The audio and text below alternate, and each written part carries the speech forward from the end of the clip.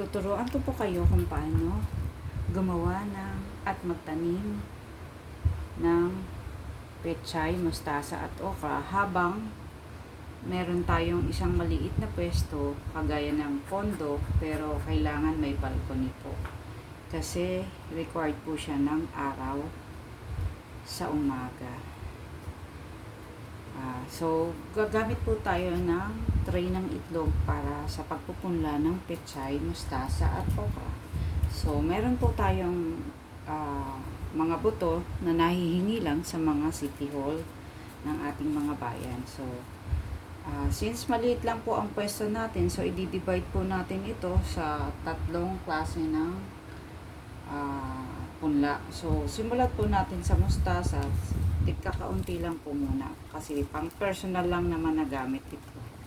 Kasi mahalaga po na tayo ay kumakain ng gulay. So medyo mahal po ngayon ng sa palengke. So kailangan po natin na magkaroon ng way para makapagtanim din tayo ng sa ating maliit na lugar. Kahit po sa kondo, importante lang po merong balcony. Ito pong hangin na ito, lalagyan po natin siya ng mga binhi ng mustasa.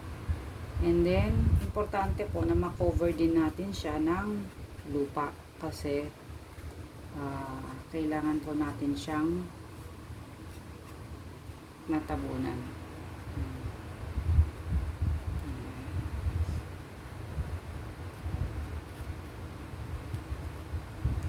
So dito naman po tayo sa isang linya na lalagyan naman po natin siya ng pechay. Ito po. So tigkakaunti lang po kasi maliit lang ang ating space. So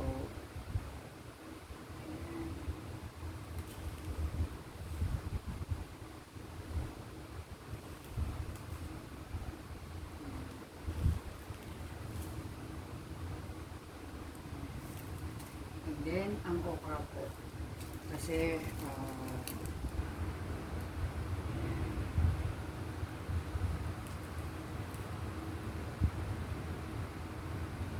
kung sakaling sumobra po naman, pwede naman natin ibigay sa ating mga kilala o kamag-anak na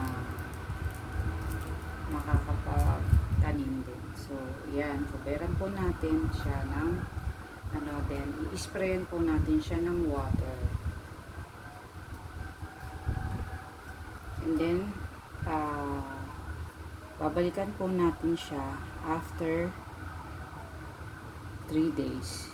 Bibigyan ko po kayo ng update ng ating pagpupunla. So yan lang po muna. Thank you. Have a blessed day. Bye.